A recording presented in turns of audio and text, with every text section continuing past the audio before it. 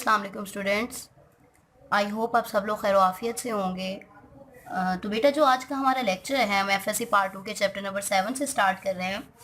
हम last lectures में क्या पढ़ चुके हैं, हमारे पास जो चैप्टर का नेम है that is a fundamental principles of organic chemistry. इसमें हम कुछ बेसिक प्रिंसिपल्स पढ़ रहे हैं ऑर्गेनिक केमिस्ट्री के, और जो टॉपिक हम स्टडी कर चुके हैं उसमें फ़र्स्ट ऑफ ऑल क्या था, अगर मैं थोड़ा सा रिव्यू अगर मैं लास्ट लेक्चर्स का आपको रिव्यू दूं तो हम लास्ट लेक्चर में चंद एक टॉपिक स्टडी कर चुके हैं fundamental principle of organic chemistry के अकॉर्डिंग, जिसमें फर्स्ट वन हमने इंट्रोडक्शन देखा था ऑर्गेनिक कंपाउंड का, सेकंड वन हमने फीचर्स देखे थे ऑर्गेनिक कंपाउंड्स के, ऑर्गेनिक केमिस्ट्री के, ऑर्गेनिक कंपाउंड के, थर्ड वन हमने इंपॉर्टेंस देखी, फोर्थ वन हमारे पास जो टॉपिक था दैट इज़ अ क्रैकिंग। ठीक है जी, एक इंपॉर्टेंट टॉपिक था, उसमें उसकी हमने टाइप्स देखी थी। आज का जो हमारा टॉपिक है that is a most important topic according to the extensive question, it is reforming. तो हम आज अपना टॉपिक स्टार्ट करते हैं रिफॉर्मिंग। जैसे कि इसके नेम से इंडिकेट हो रहा है कि what is mean bye reforming. री का मतलब है अगेन, फॉर्म का मतलब है शक्ल देना, कि मीन्स हम किसी चीज़ को दोबारा से रिफॉर्म करने लगे हैं, हम किसी चीज़ को दोबारा से रीडिज़ाइन करने लगे हैं, या हम कह सकते हैं कि हम किसी चीज़ को दोबारा से रिस्ट्रक्चर करना चाह रहे हैं। तो अगर हम इसके लिटरली मीनिंग पे देखते हैं तो what is mean bye reforming, तो हम कह सकते हैं कि री का मतलब क्या है अगेन, और फॉर्मिंग का क्या मतलब है कि हम किसी चीज़ को अगेन एक फॉर्म देने लगे हैं। तो इसको हम इस तरह से भी कह सकते हैं कि reforming is also meaning as a redesign, कि हम किसी चीज़ को रीडिज़ाइन करना चाह रहे हैं। या सेकंड वन हम मेंशन कर सकते हैं हम किसी चीज़ को दोबारा से रीस्ट्रक्चर्ड करना चाह रहे हैं। हम क्या मेंशन कर रहे हैं, हम किसी चीज़ को रिस्ट्रक्चर्ड करना चाह रहे हैं। रिस्ट्रक्चर मीन हम उसको चेंज करके रिमोल्ड करना चाह रहे हैं। अब एक्चुअल में जो हमारा चैप्टर है वो किससे, organic chemistry means organic compound से रिलेटेड है। तो इट्स मीन कि जो रीडिज़ाइनिंग या रीस्ट्रक्चरिंग होनी है वो किसकी होनी है, रीडिज़ाइन और restructure of the organic compounds, के इसमें हमने ऑर्गेनिक कंपाउंड्स को रिफॉर्म करना है, या हम कह सकते हैं हमने रीडिज़ाइन करना है, या फिर हम कह सकते हैं हमने रिस्ट्रक्चर्ड करना है, उसके स्ट्रक्चर में कुछ चेंजिंग लेके आनी है। तो अगर हम जस्ट एक इंट्रोडक्शन देखते हैं कि रिफॉर्मिंग क्या है। Reforming is a process, reforming एक ऐसा प्रोसेस है जिसमें ऑर्गेनिक कंपाउंड्स, या फिर हम कहते हैं कि जिसमें क्या होता है, जिसमें ऑर्गेनिक कंपाउंड, या हम कह सकते हैं कि जो हमारे पास ऑर्गेनिक मॉलिक्यूल्स हैं उनकी चेन लेंथ, मतलब उनकी चेन की जो लेंथ होती है उसको क्या कर दिया जाता है, रिड्यूस किया जाता है बाय इंक्रीजिंग। मतलब हमारे पास एक लंबी सी चेन है, हमने उसको डिक्रीज करना है, मतलब चेन लेंथ को रिड्यूस करने का मतलब है कि हमने चेन लेंथ को कम कर देना है by increasing the branches in organic molecule. कि सिंपली हम मेंशन कर रहे हैं कि हमने एक ऑर्गेनिक मॉलिक्यूल की, जस्ट सपोज आपके पास एक लॉन्ग चेन है, ठीक है, ये सपोज आपके पास एक लॉन्ग चेन है, हमने इसकी लेंथ को डिक्रीज कर देना है। कैसे डिक्रीज करना है, कि इसकी चेन लेंथ को डिक्रीज कर देना है इसमें ब्रांचेस बना के। तो हम कहते हैं कि रिफॉर्मिंग एक किस्म का एक ऐसा प्रोसेस है जिसमें ऑर्गेनिक मॉलिक्यूल की चेन लेंथ को रिड्यूस किया जाता है, मीन डिक्रीज किया जाता है by increasing the branches in the organic molecule, कि हम चेन की लेंथ को डिक्रीज कर देते हैं उसमें ब्रांचेस को इंक्रीज करके। अब क्वेश्चन यहाँ पे ये राइज होता है कि हम ब्रांचेस में चेंज ही क्यों करते हैं। एक्चुअल में जो ब्रांचेस होती हैं, कि अगर हम बात करते हैं कि जो ब्रांचेस होती हैं ये फ्यूल की स्मूथ कंबशन में हेल्प करती हैं। These are very efficient for the smooth combustion of organic molecule, के अगर हम ऑर्गेनिक कंपाउंड की कंबशंस की बात करते हैं तो ये स्मूथली कंबस्ट हो जाती हैं as compare to the organic chain length, या मतलब हम कह सकते हैं as compare to the straight chain organic compound. Straight chain की बजाय जो हमारे पास ब्रांच चेन में होती है उनकी कंबशन क्या होती है, स्मूथ होती है। ये तो हम सिंपली मेंशन कर रहे हैं रिफॉर्मिंग को। अब हम इसकी प्रॉपर डेफिनेशन पे आते हैं कि एक्चुअल में रिफॉर्मिंग होता क्या है।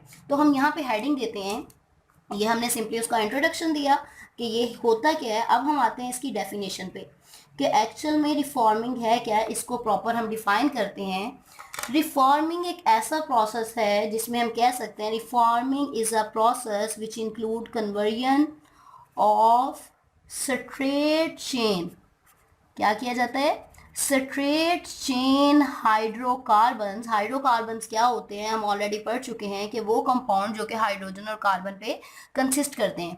Conversion of straight chain hydrocarbons into branch chain, के एक स्ट्रेट चेन को हमने कन्वर्ट किस में करना है, ब्रांच चेन हाइड्रोकार्बन में, HC मैं सिंपली मेंशन कर रही हूँ हाइड्रोकार्बन्स के लिए, इनटू ब्रांच चेन हाइड्रोकार्बन्स। अब कैसे चेंज करना है? In the absence of air, मतलब हवा की क्या होनी चाहिए? गैर मौजूदगी होनी चाहिए। In the absence of air and in the presence of catalyst, कि हवा मीन ऑक्सीजन की एब्सेंस होनी चाहिए, लेकिन किस चीज़ की प्रेजेंस होनी चाहिए? कैटालिस्ट की प्रेजेंस होनी चाहिए। अब कैटालिस्ट की प्रेजेंस होती है तो हमारे पास जो स्ट्रेट चेन हाइड्रोकार्बन्स होते हैं वो किस में कन्वर्ट हो जाते हैं? ये जो स्ट्रेट चेन हाइड्रोकार्बन है, this one, straight chain hydrocarbons are converted into the branch chain hydrocarbons. अब इसकी अगर मैं एक शॉर्ट सी एग्जांपल मेंशन करती हूँ, यहाँ पे हम हेडिंग देते हैं एग्जांपल की, कि एग्जाम्पल क्या है कि हम कैसे स्ट्रेट चेन हाइड्रोकार्बन को कन्वर्ट करते हैं ब्रांच चेन हाइड्रोकार्बन में। तो इसकी एक सिंपल एग्जांपल है हमारे पास। जस्ट सपोज हम यहाँ पे मेंशन करते हैं एन ऑक्टेन। अब ये एन ऑक्टेन का क्या मतलब है, ये हम आगे जाके चैप्टर नंबर 8 में स्टडी करेंगे। एन ऑक्टेन को in the presence of heat, मतलब हमने यहाँ पे मेंशन किया था कि इसको क्या किया जाएगा, इसको इनटू ब्रांच चेन, यहाँ पे मैं एक लाइन मिस कर गई, by heating in the absence of air, कि हीट किया जाएगा एयर की एब्सेंस में। तो हमने यहाँ पे एरो के ऊपर मेंशन किया हीट, क्योंकि कंडीशन क्या है? हीट। और सेकंड वन हमने यहाँ पे मेंशन किया कैटलिस्ट, ठीक है जी। और यहाँ पे जो हम कैटलिस्ट यूज़ करते हैं दैट इज़ एल्यूमिनियम ट्राइक्लोराइड। अब कैटलिस्ट की प्रेजेंस में ये किस में कन्वर्ट होगा? It is converted into the iso octane. N की जो टर्म होती है ये किसके लिए होती है? N octane mean normal octane है। ऑक्टेन कहते हैं जिसमें 8 कार्बन एटम्स होते हैं। तो नॉर्मल ऑक्टेन मीन कि ये वाला जो हमारे पास 8 कार्बन वाला कंपाउंड है ये कौन सा होगा? This one is a straight chain. और आइसो मेंशन करता है ब्रांच को, कि हमने एक स्ट्रेट चेन ऑक्टेन को, मतलब एक ऐसे ऑर्गेनिक कंपाउंड को जिसमें 8 कार्बन थे और वो स्ट्रेट चेन पे कंसिस्ट कर रहा था, उसको हीट करके और कैटलिस्ट की प्रेजेंस में हमने किस में कन्वर्ट कर दिया है? ब्रांच चेन ऑक्टेन में कन्वर्ट कर दिया है। अब अगर मैं इसका स्ट्रक्चर ड्रा करूँ तो वो कुछ इस तरह से होगा कि जैसे हम यहाँ पे मेंशन करते हैं n octane. N octane mean हमारे पास 8 कार्बन आइटम है, 1 2 3 4 5 6 7 8। ये हमारे पास 8 कार्बन एटम्स हैं।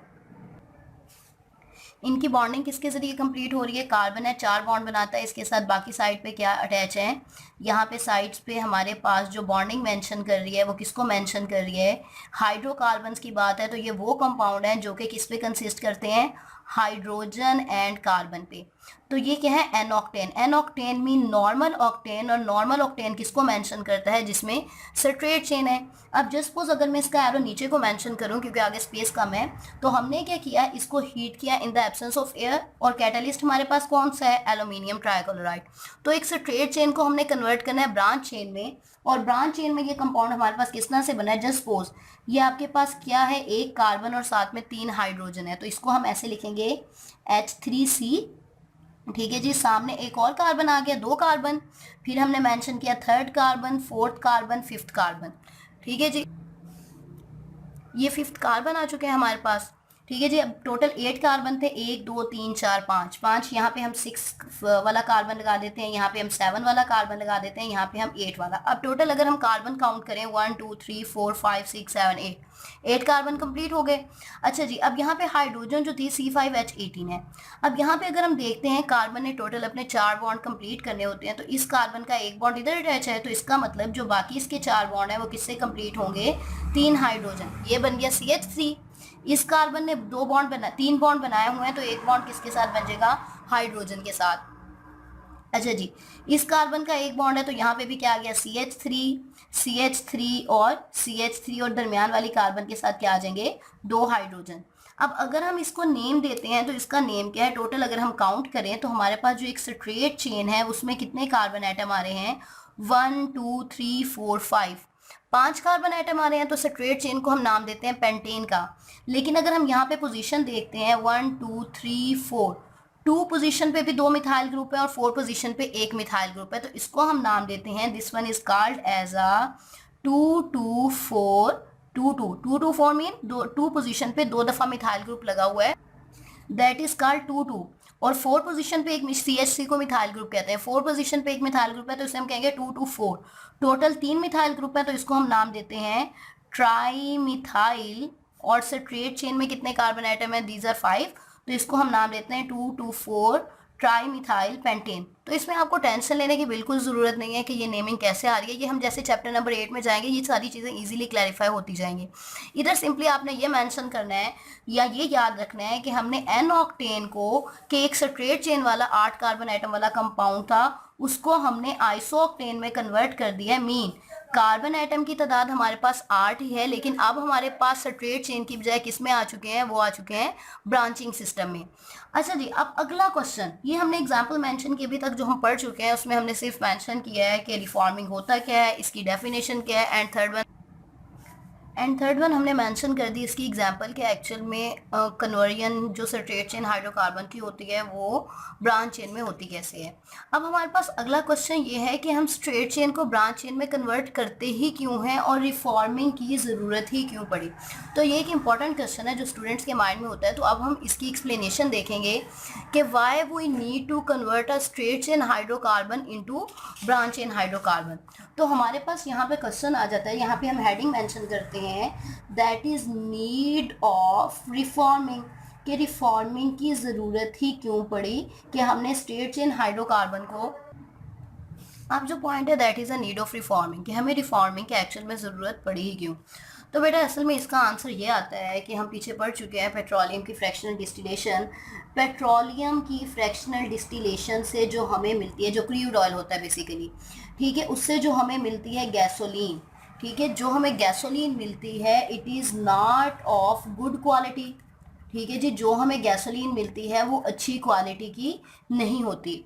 और जो गैसोलीन हमें मिलती है वो कौन से होते हैं, वो ज़्यादातर जो हाइड्रोकार्बन कंसिस्ट कर रहे होते हैं, वो किन हाइड्रोकार्बन पे कंसिस्ट करती है, नॉट ऑफ गुड क्वालिटी। और वो जिन हाइड्रोकार्बन पे कंसिस्ट कर रही होती है वो कौन से होते हैं, वो स्ट्रेट चेन हाइड्रोकार्बन होते हैं, ठीक है। तो हम क्या करते हैं, ये जो गैसोलीन गुड क्वालिटी की नहीं होती इसको कन्वर्ट किया जाता है किसमें, इसे कन्वर्ट किया जाता है गैसोलीन में that is of good quality, जो कि क्या हो, एक अच्छी क्वालिटी के गैसोलीन हो, पेट्रोल हो। और जो गुड क्वालिटी गैसोलीन होते हैं ये किस में होते हैं, ये किस फॉर्म में होते हैं, these are present in the branch chain hydrocarbons, ठीक है। तो हमने मेंशन किया कि रिफॉर्मिंग, जो रिफॉर्मिंग कौन सा प्रोसेस है एक्चुअल में, जो हमें पेट्रोलियम से गैसोलीन मिलती है वो गुड क्वालिटी की नहीं होती। क्यों गुड क्वालिटी की नहीं होती, क्योंकि वो स्ट्रेट चेन होती है और हमें गुड क्वालिटी का फ्यूल चाहिए होता है, तो हम उसको किस में कन्वर्ट करते हैं, गुड क्वालिटी में कन्वर्ट करने के लिए उसको ब्रांच चेन हाइड्रोकार्बन्स में कन्वर्ट किया जाता है। अब क्वेश्चन यहाँ पे ये राइज होता है कि हमें कैसे पता चलता है कि जो गैसोलीन है it is not of the good quality, ठीक है जी, कि ये गुड क्वालिटी के गैसोलीन नहीं है। तो और कैसे पता चलता है कि ब्रांच चेन में जो कन्वर्जन हो चुकी है वो गुड क्वालिटी के गैसोलीन है। तो एक्चुअल में इस चीज़ की मेजरमेंट, मतलब हम यहाँ पे एक टर्म यूज़ करते हैं that is a octane number. ये बहुत इंपॉर्टेंट टर्म है और इसको समझना आपके लिए ज़रूरी है कि what is mean by the octane number. Octane number actual में क्या होता है, to measure quality of fuel, कि किसी भी फ्यूल की क्वालिटी को मैयर करने के लिए जो हमारे पास एक नंबर होता है, या हमारे मेजरिंग टर्म है, उसको हम क्या नाम देते हैं, ऑक्टेन नंबर का, कि हम फ्यूल की क्वालिटी मेजर करने के लिए हम ऑक्टेन नंबर यूज़ करते हैं। अगर तो ऑक्टेन नंबर किसी फ्यूल का हाई है तो it's mean it is of the good quality, और अगर किसी फ्यूल का ऑक्टेन नंबर लो है तो it's mean it is of the poor quality, कि ये क्या है, हमारे पास पुअर क्वालिटी का फ्यूल है। तो अगर मैं यहाँ पे मेंशन करूँ, पहले तो बता दिया कि ऑक्टेन नंबर असल में क्या होता है, ये फ्यूल की क्वालिटी को मेजर करने के लिए यूज़ होता है। और अगर मैं इसको डिफाइन करूँ कि ऑक्टेन नंबर क्या है, तो इट इज़ अ कैपेबिलिटी, मैं एक दो तरीके से इसको डिफाइन करती हूँ। It is a capability of a fuel to resist pre ignition. क्या होता है कि ये किसी भी फ्यूल की कैपेबिलिटी है कि वो किस तरह से प्री इग्निशन को क्या करता है, रेजिस्ट करता है, ठीक है जी। और जो दूसरी हमारे पास डेफिनेशन है, हम इसको कह सकते हैं octane number is also called as a fraction of heptane to iso octane, कि एक ब्रांच चेन से, कि किसी फ्यूल में एक स्ट्रेट चेन से ब्रांच चेन के कितने हिस्से मौजूद हैं। अगर तो आइसो ऑक्टेन की क्वांटिटी फ्यूल में ज़्यादा है, अगर हम मेंशन कर रहे हैं आइसो ऑक्टेन फ्यूल में ज़्यादा है तो it's mean it is of the good quality, it means it is of a good quality. और अगर आइसोटेन की क्वांटिटी कम है तो it's means it is of poor quality. मतलब हम कहते हैं कि अगर हेप्टेन ज़्यादा है तो वो किसको मेंशन करेगा, पुअर क्वालिटी को मेंशन करेगा, और अगर ऑक्टेन ज़्यादा है तो इट्स मीन वो किसको मेंशन करेगा, आइसो ऑक्टेन मेंशन करेगा गुड क्वालिटी ऑफ फ्यूल को। अभी तो मैंने यहाँ पे ये मेंशन किया है कि हमें क्वालिटी का पता कैसे चलता है, क्वालिटी का पता चलता है ऑक्टेन नंबर से। ऑक्टेन नंबर ये होता है कि किसी फ्यूल में प्री इग्निशन से रेजिस्टेंस क्या है। अब असल में प्री इग्निशन क्या होता है कि फ्यूल का क्या क्वालिटी है, कि अगर गुड क्वालिटी फ्यूल है तो उसका क्या इफेक्ट होता है, अगर पुअर क्वालिटी फ्यूल है तो उसका क्या इफेक्ट होता है। तो इस चीज़ को मेंशन करने के लिए मैं यहाँ पे एक आपको रेंज बताती हूँ या प्री इग्निशन के मीनिंग बताती हूँ कि जस्ट सपोज अगर मैं यहाँ पे साइड पे मेंशन करूँ कि आपके पास जो फ्यूल है वो क्या है, पुअर क्वालिटी फ्यूल है। ठीक है जी, हमने क्या लिया, पुअर क्वालिटी फ्यूल है, और पुअर क्वालिटी फ्यूल में क्या हो रहा है जी, स्ट्रेट चेन हाइड्रोकार्बन है। एक चीज मेंशन करती जो स्ट्रेट चेन हाइड्रोकार्बन्स होते हैं जिसमें ब्रांचिंग नहीं होती, उनकी बॉन्डिंग क्या होती है, उनके कार्बन एटम के दरमियान जो बॉन्डिंग होती है वो वीक होती है। ठीक है, जस्ट सपोज ये कार्बन एटम है, ये बॉन्डिंग वीक है, थोड़ा सा टेम्परेचर देते हैं तो वो क्या हो जाता है, ब्रेक डाउन हो जाता है। अब एक जो हमारे पास कंपाउंड है उसमें ज़्यादा से ज़्यादा ब्रांचेस लगी हुई हैं, तो जो ब्रांचेस सिस्टम होता है, तो जो ब्रांचिंग सिस्टम होता है उसमें बॉन्ड क्या होते हैं, as compare to the strong straight chain bond क्या होते हैं, स्ट्रॉन्ग होते हैं, और इनको ब्रेक करने के लिए हमें ज़्यादा एनर्जी चाहिए होती है, ज़्यादा एनर्जी चाहिए होती है। ठीक है, तो हम मेंशन करते हैं कि अगर पुअर क्वालिटी फ्यूल है तो असल में होता क्या है कि इंजन की जो वर्किंग होती है वो 4 तरीके से होती है। कि मिसाल के तौर पे हमने इंजन में क्या डाला, इनटेक फ्यूल, हमने इंजन में क्या डाला, फ्यूल डाला। ठीक है, जैसे इंजन में फ्यूल डाला जाता है तो उसमें क्या होता है, जो एयर होती है, जो एयर के मॉलिक्यूल्स होते हैं और फ्यूल क्या होते हैं, आपस में मिक्सअप होते हैं। ठीक है, जब ये आपस में मिक्सअप होते हैं तो देन प्रोसेस क्या होता है, इनकी मिक्सिंग के बाद, मिक्सिंग को हम नाम देते हैं कंप्रेशन का, कि हमने एक इंजन में फ्यूल डाला, इनटेक ऑफ फ्यूल का मतलब है हमने फ्यूल डाला, हवा और फ्यूल दोनों क्या हो गए, कंप्रेशन। कंप्रेशन मीन के हवा और फ्यूल आपस में क्या होंगे, अच्छे से मिक्सअप होंगे। अब कंप्रेशन के बाद क्या दिया जाता है, स्पार्क दिया जाता है। जैसे हम इंजन को ऑन करते हैं, एक स्पार्क दिया जाता है, और स्पार्क देने के बाद फ्यूल की क्या होती है, इग्निशन होती है, मतलब फ्यूल जलना शुरू करता है, जिसकी वजह से इंजन जो होता है, या कोई भी बाइक है, कोई बाइक है, गाड़ी, ऑटोमोबाइल है, कुछ भी है, वो वर्किंग में आते हैं। लेकिन अगर हम पुअर क्वालिटी फ्यूल यूज कर रहे हैं तो क्या होगा, स्पार्क देने से पहले ही कंप्रेशन के टाइम में क्या स्टार्ट हो जाएगी, इग्निशन स्टार्ट हो जाएगी। इसको हम नाम देते हैं pre ignition. Pre ignition mean कि हमने स्पार्क दिया भी नहीं है तो वक्त से पहले वो क्या हो चुके हैं, वक्त से पहले, प्री इग्निशन मीन वक्त से पहले उसमें इग्निशन हो चुकी है, इंजन में जो फ्यूल था वो जलना शुरू हो चुका है। और जब प्री इग्निशन होगी तो जो इंजन है उसमें एक बहुत तेज किस्म का मेटालिक साउंड जैसे एक आयरन है, लोहा है, उसके ऊपर आप कोई ज़रब लगाएं, किसी हैमर से लगाएं तो एक साउंड सा प्रोड्यूस होता है, this one is called as a metallic sound. तो इंजन में जो प्री इग्निशन से साउंड प्रोड्यूस होता है उसको हम क्या नाम देते हैं, मेटालिक साउंड। और इस मेटालिक साउंड के लिए जो खास टर्म यूज होती है, this one is called as a knocking. कि इंजन में poor quality of fuel use करने से स्पार्क देने से पहले प्री इग्निशन होती है, और प्री इग्निशन से मेटालिक साउंड प्रोड्यूस होता है, और इस मेटालिक साउंड को हम क्या नाम देते हैं, नॉकिंग का नाम देते हैं। लेकिन अगर हम एक गुड क्वालिटी फ्यूल यूज कर रहे हैं, ठीक है जी, यहाँ पे अगर ब्रांचिंग वाला हम क्या यूज कर रहे हैं, हम एक गुड क्वालिटी फ्यूल यूज कर रहे हैं, तो क्या होगा, गुड क्वालिटी फ्यूल यूज करने से जब तक हम स्पार्क नहीं देंगे तब तक इग्निशन स्टार्ट नहीं होगी।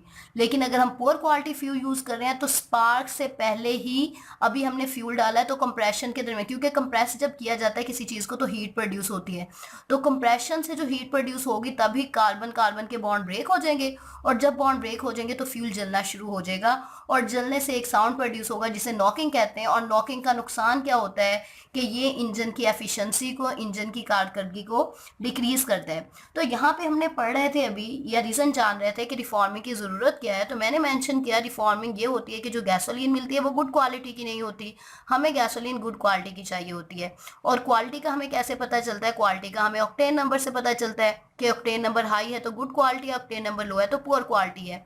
और ऑक्टेन नंबर क्या होता है कि किसी भी फ्यूल में प्री इग्निशन से कितनी रेजिस्टेंस है, कि मीन कोई फ्यूल अगर प्री इग्निशन को रेजिस्ट कर रहा है, मतलब वो अपने फ्यूल को जल्दी नहीं जला रहा है, तो इट्स मीन इसका ऑक्टेन नंबर क्या है, हाई है। और उसके बाद हम मेंशन करते हैं कि octane number is also called as a fraction of heptane to isooctane, कि एक फ्यूल में हेप्टेन या आइसोक्टेन की फ्रैक्शन कितनी है। अगर हेप्टेन की फ्रैक्शन ज़्यादा है तो it's mean it is a poor quality because it mention is a straight chain, और अगर आइसोक्टेन की क्वांटिटी ज़्यादा है it means it is a good quality, क्योंकि आइसो मेंशन करता है ब्रांच को।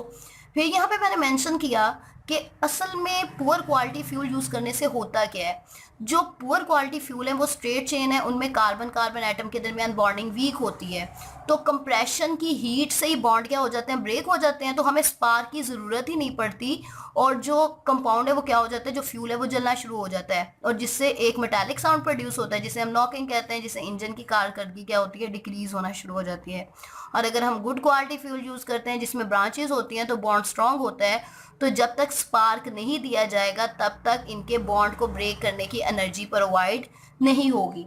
अब अगला क्वेश्चन हमारे पास ये आता है कि हम इग्निशन के लिए या हम एक पुअर क्वालिटी को गुड क्वालिटी में कन्वर्ट करने के लिए हम कौन सा प्रोसेस यूज़ करते हैं। तो एक तो जो प्रोसेस है वो हमारे पास क्या है, यहाँ पे हम मेंशन करते हैं कि एंटी नॉकिंग एजेंट, कि उसकी नॉकिंग को ख़त्म करने के लिए हम क्या यूज़ करते हैं, एंटी नॉकिंग एजेंट। तो हमारे पास एक best quality anti knocking agent कौन सा होता है, टेट्राइथाइलेट, जिसको नाम क्या दिया जाता है, TEL, टेट्राइथाइलेट। इसका फार्मूला होता है C2H5, ये इथाइल का फार्मूला है।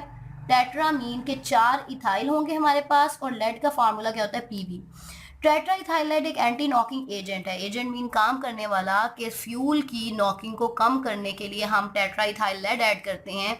टेट्राइथाइलाइड को क्या कर दिया जाता है, ब्लेंड कर दिया जाता है किसके साथ, गैसोलीन के साथ, और जो गैसोलीन की स्ट्रेट चेन है ये किस में कन्वर्ट हो जाती है, ब्रांच में कन्वर्ट होती है। लेकिन इसका एक डिसएडवांटेज है, और वो डिसएडवांटेज क्या है, होता ये है कि ये लेड जो है जब ऑक्सीजन मतलब एटमॉस्फेरिक एयर के साथ मिलती है तो लेड कन्वर्ट हो जाती है लेड ऑक्साइड में, और उसके बाद जब इसकी रिडक्शन होती है तो ये किस में कन्वर्ट हो जाती है, मेटालिक लेड में।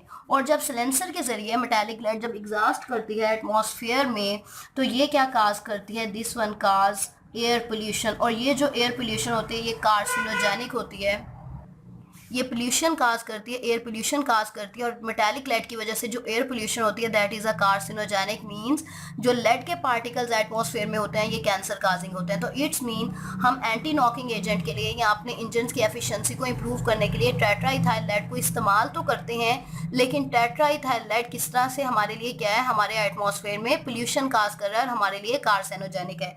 तो इसका कंक्लूजन सिंपली हमारे पास ये है कि हमारे पास जो बेस्ट एंटी नॉकिंग एजेंट है या जो बेस्ट प्रोसेस है reform, that is a reforming, कि रिफॉर्मिंग के ज़रिए हम स्ट्रेट चेन हाइड्रोकार्बन को ब्रांच चेन में कन्वर्ट करते हैं, और ये जो मेथड है this one is a pollution free method. ठीक है, कि हमारे पास इंजन की क्वालिटी जो है वो बेहतर भी हो रही है गुड क्वालिटी फ्यूल यूज़ करने से, और किसी किस्म की पोल्यूशन भी काज नहीं हो रही। तो बेटा यहाँ पे हमारे पास रिफॉर्मिंग का टॉपिक कंप्लीट होता है, और मैं अगर पूरे रिफॉर्मिंग के टॉपिक का आपको रिव्यू दूँ तो हमने रिफॉर्मिंग के टॉपिक में क्या क्या पढ़ा। फर्स्ट ऑफ ऑल हमने देखा कि रिफॉर्मिंग एक्चुअल में होता क्या है। ठीक है, हमने रिफॉर्मिंग के मीनिंग को देखा। सेकेंड वन हमने डेफिनेशन में देखा कि स्ट्रेट चेन हाइड्रोकार्बन को ब्रांच में कन्वर्ट किया जाता है हीट करके, कि हम उसके बॉन्ड को ब्रेक करके रीअरेंज कर देते हैं। उसकी एग्जांपल मेंशन की कि एन ऑक्टेन कन्वर्ट हो रहा है किसमें, आइसो ऑक्टेन में, कि ये हमारे पास एन का मतलब है एक नॉर्मल स्ट्रेट चेन कंपाउंड है, उसको हमने हीट और कैटलिस्ट की प्रेजेंस में किस में कन्वर्ट करना है, ब्रांच चेन में कन्वर्ट कर देना है।